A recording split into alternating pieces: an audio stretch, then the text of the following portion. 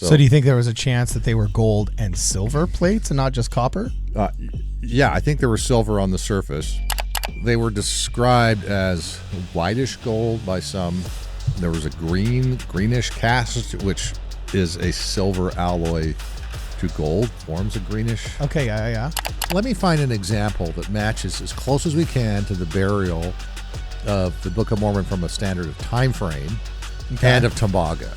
You have people who don't know what they're talking about, oftentimes making these arguments. Names? Writing books. Do you have any names? Was it a mastodon tooth? I had a sister missionary in our mission, had a brick in her purse for that reason. Where was it placed on the hill? Not far from the top. All of the scriptural references used in this episode will be brought to you by scripturenotes.com. For a free trial to Scripture Notes, please visit the link in the description. Welcome, ladies and gentlemen, back to Word Radio. I'm your host, Cardinal Ellis, and today I'm joined in the studio by Jerry Grover, metallurgist, geologist, civil engineer, certified everything.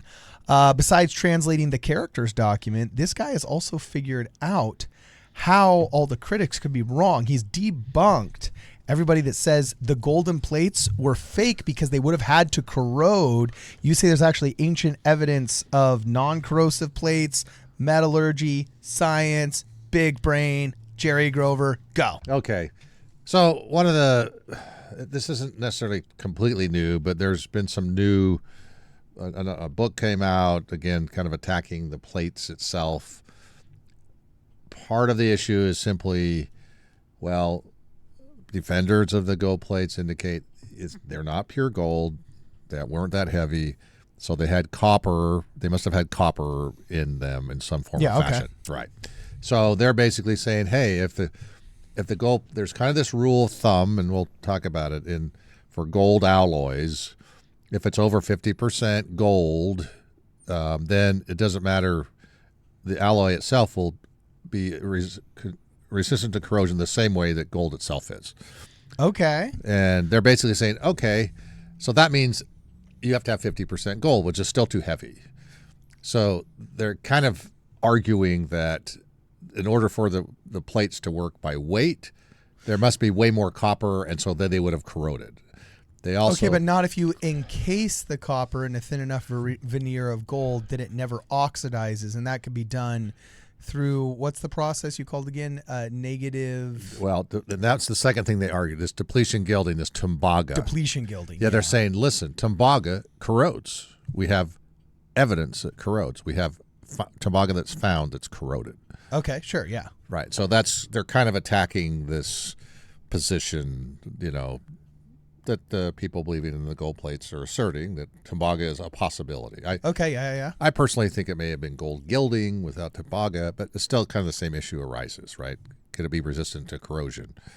And there are evidence, Tumbaga, we have examples of where they've corroded. Yeah, okay. But we're going to discuss when they would and when they wouldn't. So okay, cool. Hit me with the evidence, baby.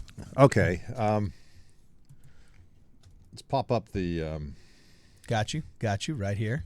Yeah, so the main critic here is asserting, and here's a Tumbaga little frog pendant.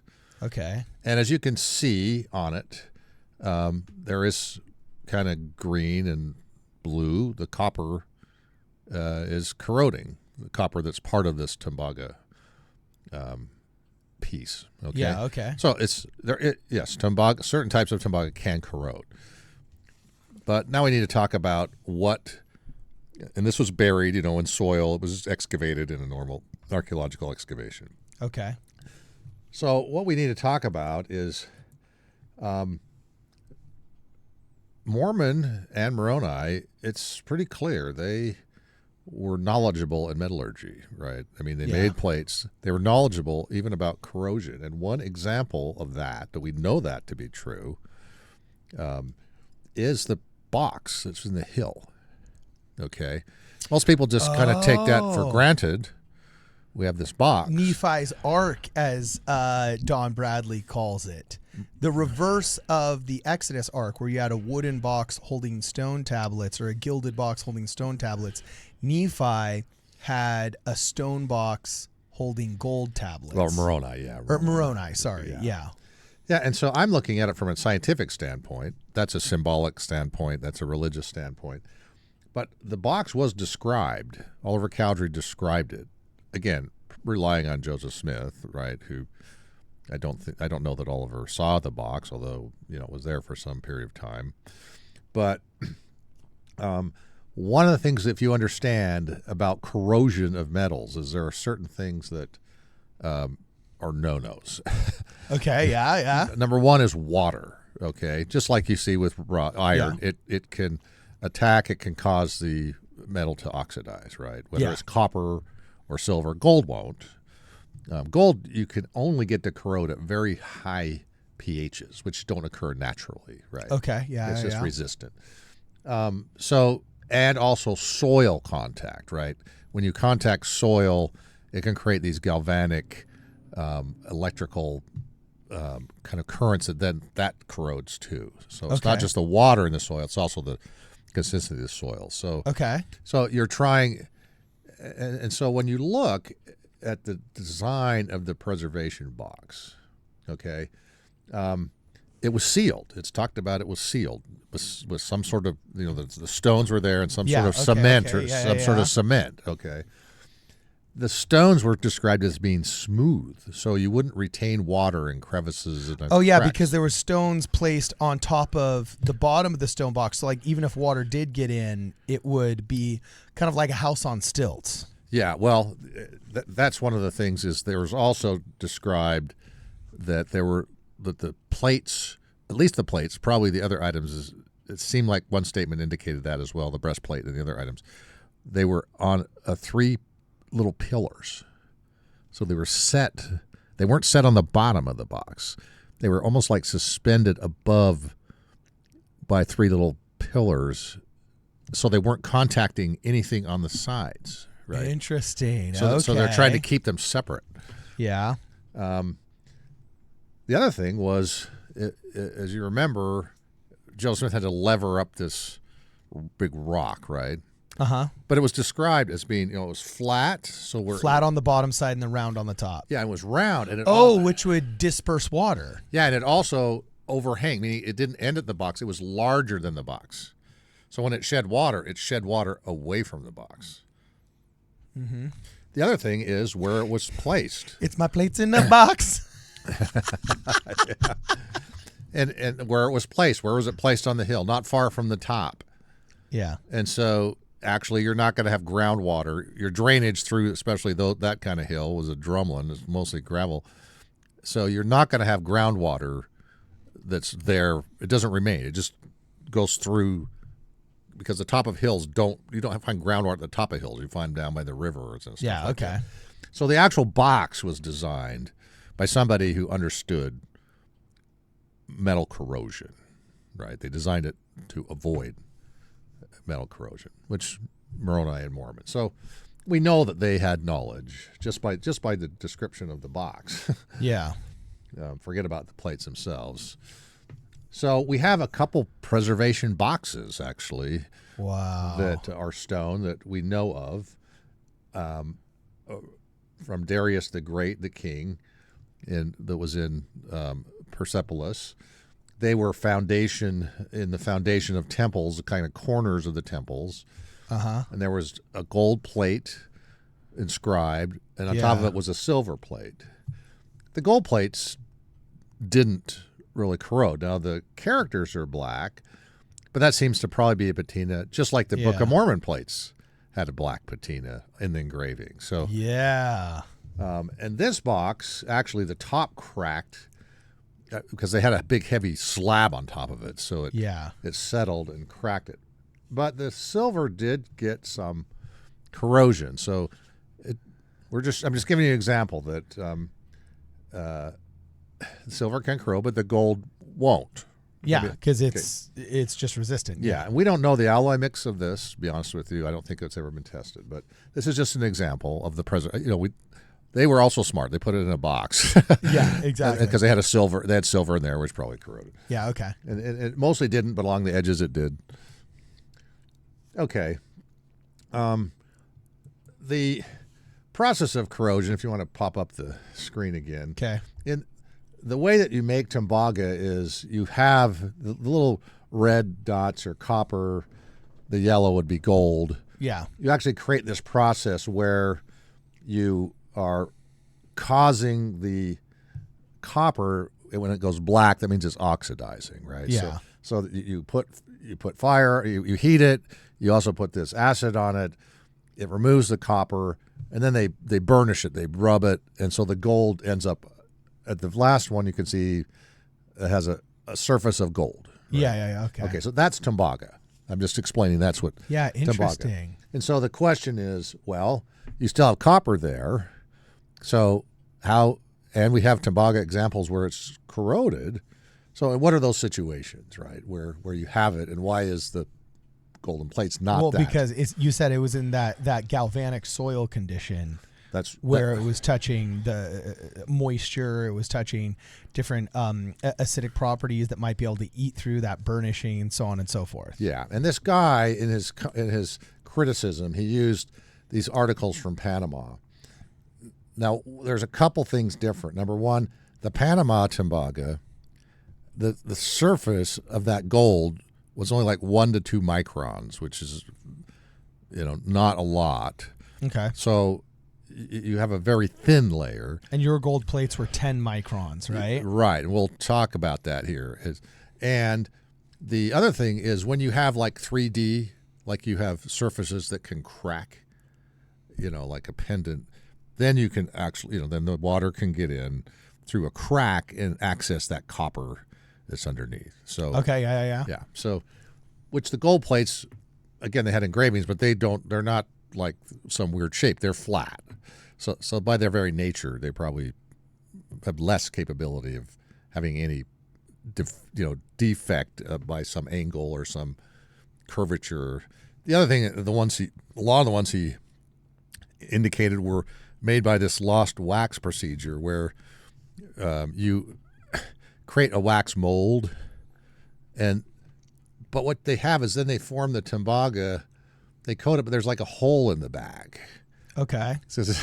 And so anything can get in the back and contact the copper that's inside underneath. Does that make sense? Okay, yeah. Yeah. So, but probably the best example, let's bring up, and I'm going to pop through these slides pretty quick. But hit it. Is I'm saying let me find an example that matches as close as we can to the burial of the Book of Mormon from a standard of time frame and of Tumbaga. Now we don't necessarily have a box.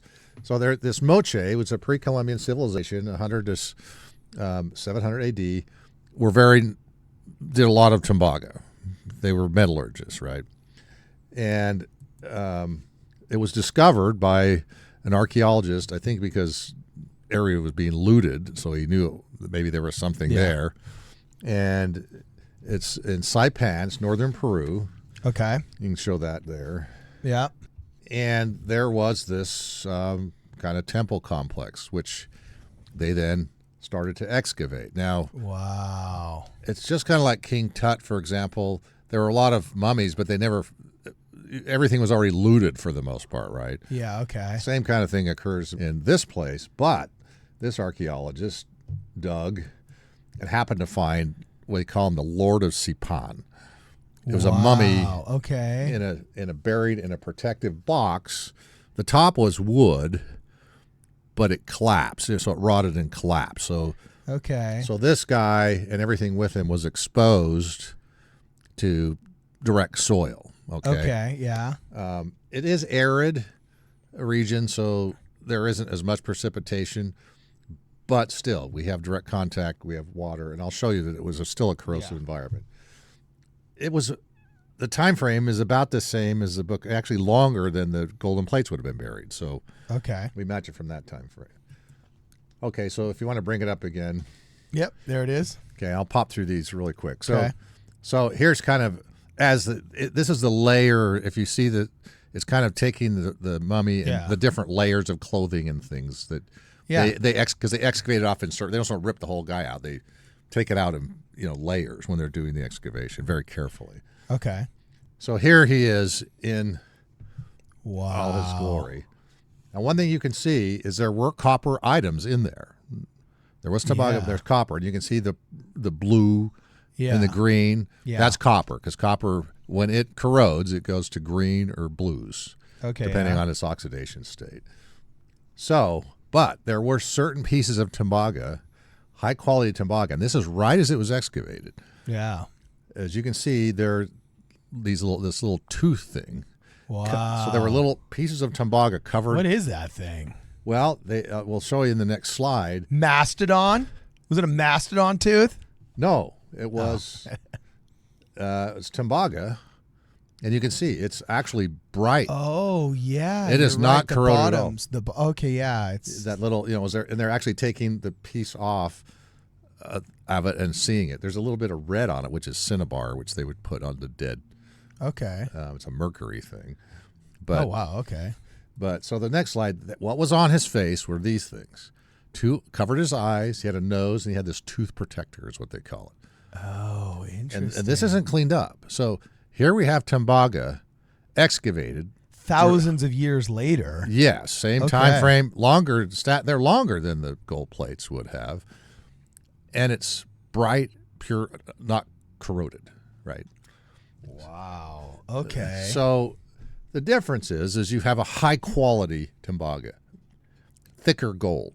Yeah. And again, this was like a high king, right? So they're just like the gold plates were something precious, sacred. They're not going to use the cheap stuff, right? Exactly. So I mean, hopefully the king can afford it. Well, what good is a king if you can't afford it, right? Yeah. So they actually got that tooth protector, and they analyzed it as to the metal content, and actually how thick the surface was on the Tumbaga. Now, it wasn't like pure gold all the way through. As you go in depth, the gold decreased, right? I mean, as they're doing this process. And if you want to pop up the screen, hit it. This is the result of their scanning. Okay. And if you can see the little square, the chart with this line with the little squares, that's the gold. So the very surface of the gold of the item had 58% gold, 32% silver, and 8% copper. Now, as you're going to the right, you're going down in microns in depth but you still have gold of some significant amount, clear to 8, 7, 8, 10 microns, right? So it's a deeper, you have a lot more gold, thickness of gold in this item. Yeah. And that's why this accusation that all Tumbaga corrodes is not true.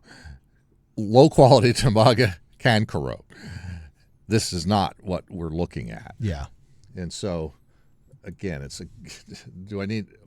and it also, this 50% rule of, we're talking about gold alloys, it's not entirely true. I mean, you can actually have lower than 50% if the other alloy item is silver. Because silver is also, it's not as resistant as gold, but it's still fairly resistant. Yeah. It still does corrode, but not like copper. So do you think there was a chance that they were gold and silver plates and not just copper? Yeah, I think there was silver on the surface as well. And the point is that, yes, we could have golden plates. In fact, they were described as whitish gold by some. There was a greenish cast, which is a silver alloy to gold, forms a greenish. Okay, yeah. And so the whitish gold is also in the silver gold. So I do think it was a silver gold alloy on the surface, right? Okay. But you can actually have below 50. You could be higher in silver. You can get below the 50% if it's silver that it's alloyed with, not copper. Okay. Right? So I'm just saying, and that's what happened in this situation. You had like 58, but then it went down. Yeah. But it still resisted corrosion because it was primarily silver was the other, with a little copper. So okay. So the point is simply that we have an example of an item, Tumbaga, that was direct soil contacted that had no corrosion on it.